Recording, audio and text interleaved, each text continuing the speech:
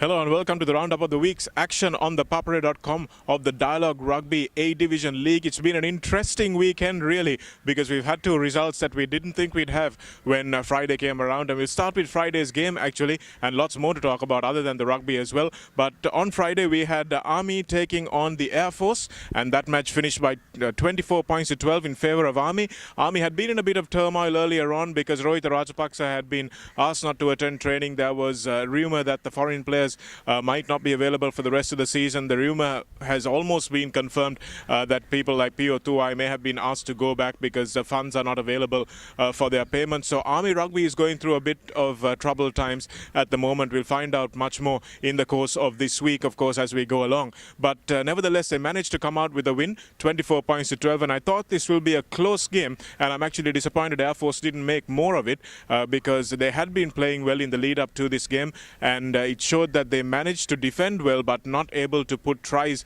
on the board, and their Army counterparts were just a little bit better, a little bit more experience, a little bit more quality right through 1 to 23, and that was what made the difference at the end of the day. So a 12-point win for the Army, 24 points to 12 was how it finished. Air Force will be disappointed with that game, and hopefully they'll be able to make amends with some better performances as this league season goes on. But then we came to probably what was the match of the week really in terms of entertainment, and CRNFC taking on Navy's CRNFC taking on Kandy rather is always a much look forward to encounter. It has been a grudge battle for the last 10 maybe 15 years, and it wasn't any different on Saturday. And what was also not different was that Fazil Marija really likes this CRNFC defense. In fact, he loves it. He manages to score tries almost every time these two teams meet, and he managed to score again yesterday, on Saturday rather, while also managing to make tries for his teammates. So he manages to just side through that 10-12 channel or the 9-10 channel, and he just creates so many opportunities for the rest of his team. But when you look at this Kandy team, it's not the sort of team Fazil Marija is used to playing with.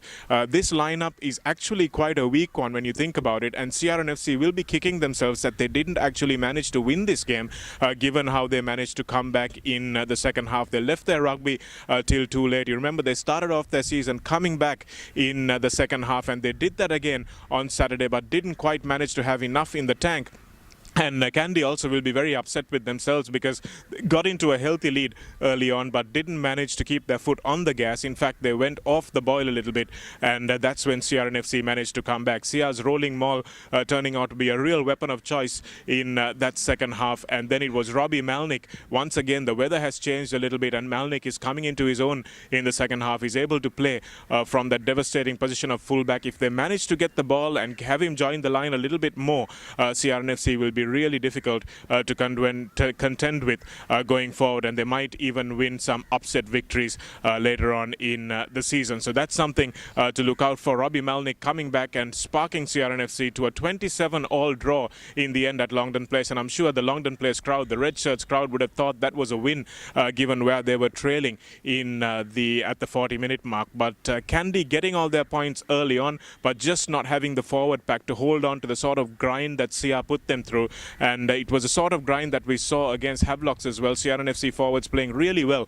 Shamli Navas has done some good work, but he still wasn't able to get the set pieces to hand, and that was a big problem against Havies as well. They will absolutely need to make sure that they win their own ball in the lineouts and scrums, and it's not going to be easy for them if they can't do that. So playing 40 minutes of rugby is not enough for Sia. They're going to have to play the full 80 minutes, and Kandy, on the other hand, need to go back to the drawing board, make sure that they get their front five basics right, because with the front five they have at the moment, they're not going to be able to hold off the likes of Havelocks and Navy. They can't rely entirely on guys like Marija to pull them through big games like he did against CRNFC. And also, when you look at the points difference, Kandy scored 4 tries to Sia's 2 tries, but at 3 tries rather. But at the same time, there were only 2 of those tries which are converted. So Kandy seriously lacking a place kicker. Roshan Veeraratne is a good place kicker, but he's not a very good one. And at this point, if you want to win a league title, you need to have one of the best place kickers in your ranks. So that's something that Kandy need to look to as well. They're looking to Chris Cludy to provide that impetus in the forward forwards, and they will need to look at the other players being more involved, the other forward players being more involved as well. So that's something that Kandy will need to go back and do. But still, in broken field, Kandy looking unbelievable. They really got some excellent players to spark that backline, and if they can get the ball to hand and if players play a fast game which dictates to Kandy, then they will be devastating. But if somebody slows it down and grinds their forwards down, then they will be vulnerable, which is exactly what we saw on Saturday. Then we move to Valisara for Havelocks taking on Navy, 2 versus 3. It should have been an easy win for Navy at the end of the day because their forward pack was much more experienced. Lots of guys like Terence Henry and Sharo Fernando and Hasita Pereira who had moved from Havelocks to Navy over the last year. A young forward pack against an experienced forward pack, the Sri Lanka pack almost, and it was probably going to be a win for Navy. But at the end of the day, Navy didn't come to the party, and it was Chanaka Chandimal who was substituted in the first half who would have made a difference to that team. But with Riza Mubarak coming into the fly half position, they lost that go forward a little bit. The distribution wasn't great. Riza hasn't been training at fly half, and as a result of that, it was a little bit difficult for Navy to keep in the game. Chanaka Chandimal has changed the way they approach this game with such slickness that they were just not able to reproduce that. And 2 snap tries from Havelocks, one off a rolling ball and one with just the power and pace of Danushka Ranjan, not able to overcome have Navy in the forwards. They managed to outfox them out wide as well towards the end. But Vishwamitra Jasingh scoring the only try for the Navy team, and they will be very upset that they couldn't score more tries. They're a team that generally is able to put points on the board, and that's something that will really disappoint them with their performance yesterday. So 18 points to 10.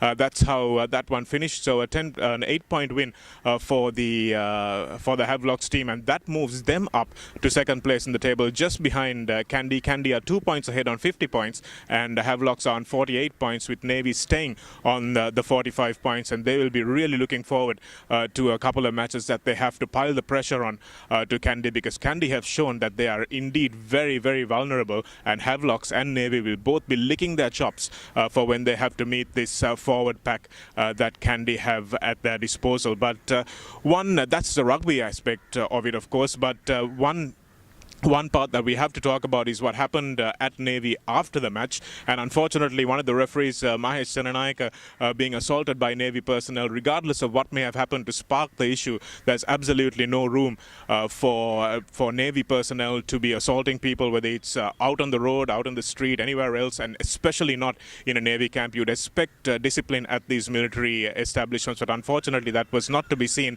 And also the ThePapare photographer Samira was threatened, he was intimidated, and some of the pictures and videos that he had taken of the scuffle that happened afterwards were deleted from his camera, and he was very lucky to escape with his camera not being completely destroyed as well. So really unsavory aspects at Valisara after 1 year, exactly 1 year after I was subject to pretty much the same sort of thing at Valisara. So really unfortunate to see this, and hopefully the Navy Command and the Navy Rugby establishment, indeed the SLRFU, will step in and make sure that this sort of thing doesn't happen again at Valisara, because this is serious, and it can't be allowed to continue, and you can't find the familiar scapegoats that it used to be blamed on earlier as well, and now those scapegoats are no longer in existence. So I think the Navy really need to take responsibility this time and can't put it on the back of higher authorities. So let's hope that the Navy commander does the right thing and initiates an inquiry and some people are punished, and we're very happy that Samira and the rest of the ThePapare crew escaped pretty much unhurt